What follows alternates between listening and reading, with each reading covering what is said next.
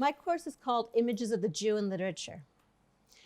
And it seems that in a post-Holocaust world, we're inundated, or we've been inundated, with anti-Semitic images of Jews. They seem to be ever present. But we're going to ask the question, were these images present in literature? And how present were they, and to what effect?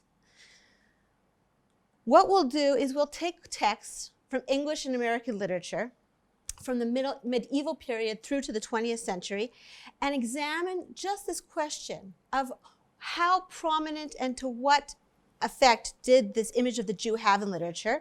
And we'll look at a small but meaningful sample of literary texts from writers who were some of the most widely read writers of their time, and those who can still continue to be studied extensively today.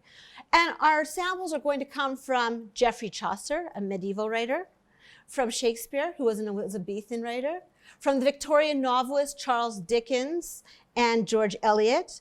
We will look at the American fireside poet Henry Wadsworth Longfellow. We'll look at the turn-of-century writer Henry James, early 21st century writers, Willa Cather, T.S. Eliot, and F. Scott Fitzgerald, and one Jewish author from the middle of the 20th century, Bernard Malamud. And what we'll be looking at is, to a certain extent, stock images of the Jew in these texts, anti-Semitic images that we all know, but we'll also look at this puzzling paradox when it comes to images of the Jew.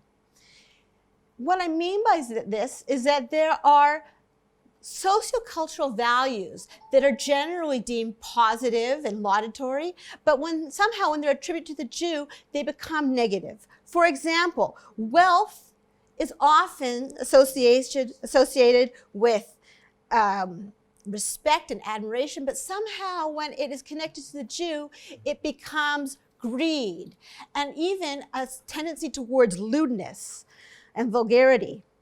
Similarly, hard work and determination are typically traditional values that are seen in a positive light.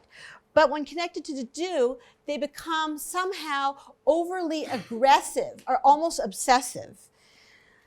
Another value is beauty, which is often seen in very positive terms, but somehow when connected to the Jew becomes problematic and lascivious. At the same time, we will also look at texts where the encounters with Jews are positive, where the texts pay tribute to the Jews, where the texts acknowledge persecution the Jews have faced, and similarly celebrate the Jews' ancient origins and admire their commitment to community and tradition. We will look at all these perspectives and simultaneously ask to what extent these representations are meant to reflect the society that these works depict. In other words, are the writers just trying to give us a truthful picture of the world that they're writing about?